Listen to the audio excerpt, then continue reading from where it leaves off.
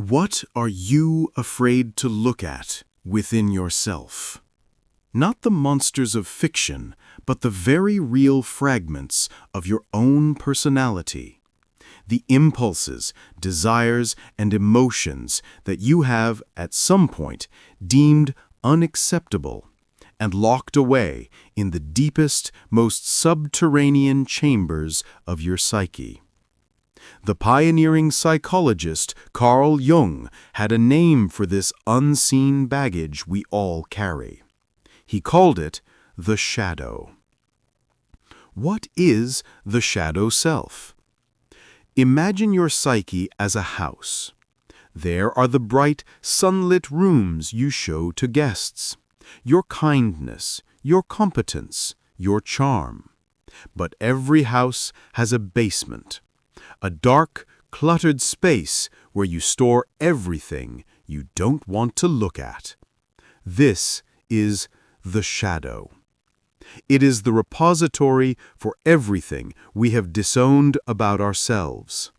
The anger we were told was unseemly, the vulnerability we were taught was weakness, the ambition we feared was selfish. But the shadow is not only a container for our darkness.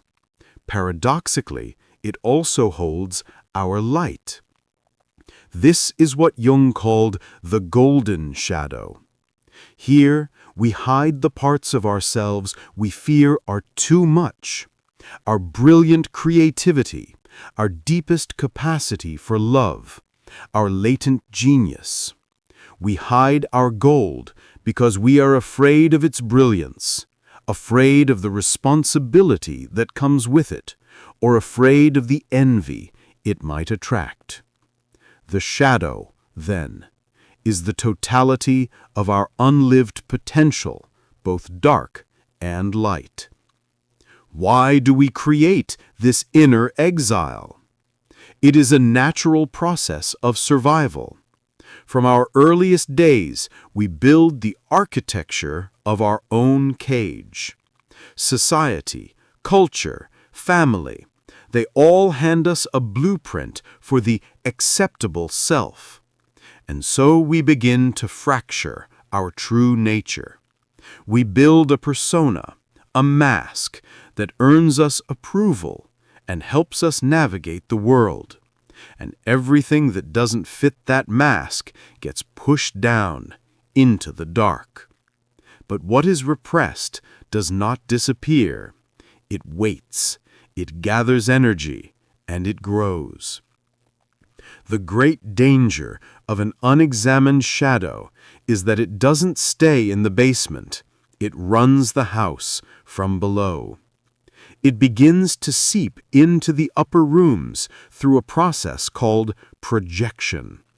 We begin to see in others the very things we deny in ourselves. The man who has repressed his own artistic spirit will despise the pretentious artist. The woman who has disowned her own ambition will judge the ruthless careerist. Our outer demons are often just our inner, exiled angels. An unacknowledged shadow is the source of self-sabotage. It is the hidden force that trips you just as you are about to succeed, the whisper that pulls you back into old habits, the unseen puppeteer pulling the strings of your life, ensuring you never become too bright or too whole. So, how does one begin this terrifying, necessary work? This is where the great work of all esoteric traditions begin. The journey is called shadow work, and it is the act of turning around to face what follows you. It is not a battle to be won. It is an integration to be achieved. Here, the path unfolds in stages. First is the courage of observation. You begin by noticing your own emotional reactions without judgment. When you feel an intense, irrational anger or a sudden sharp envy, do not push it away. Ask it, why are you here? What part of me do you represent? These triggers are the threads that, if pulled gently, will lead you down into the basement of your own psyche. Second is learning the language of the unconscious. The shadow speaks not in plain words, but in symbols. It speaks in dreams, in slips of the tongue, in the art you create and the stories you are drawn to. Keeping a dream journal or practicing automatic writing are ways of allowing the shadow to speak without the censorship of the conscious mind. You are not interpreting, you are simply listening. Third is the act of acceptance. As you uncover these disowned parts, the impulse will be to judge them, to push them back down. The work is to resist this, to look upon the anger, the fear, the hidden brilliance, and to say with compassion, "This too is me." Acceptance is not endorsement. It is merely the acknowledgement of what is. It is the act of turning on a light in a dark room.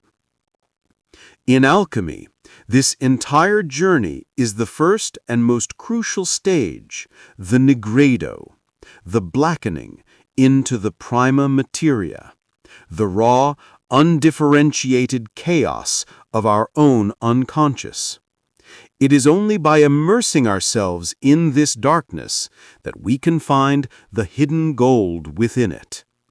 And what is that gold? It is authenticity. It is the reclamation of immense creative energy.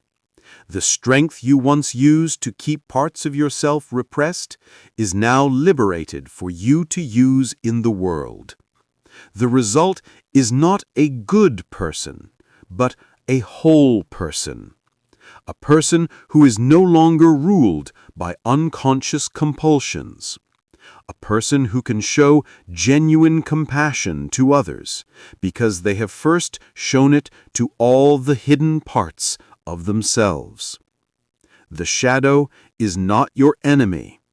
It is a neglected part of your own soul, waiting patiently to be brought home. The path to the light is not found by running from the darkness, but by walking through it with a lantern in hand. What is one aspect of your shadow that you are learning to understand? Let us know in the inquiry below. And if this journey resonates with you, subscribe and continue to walk this path with us.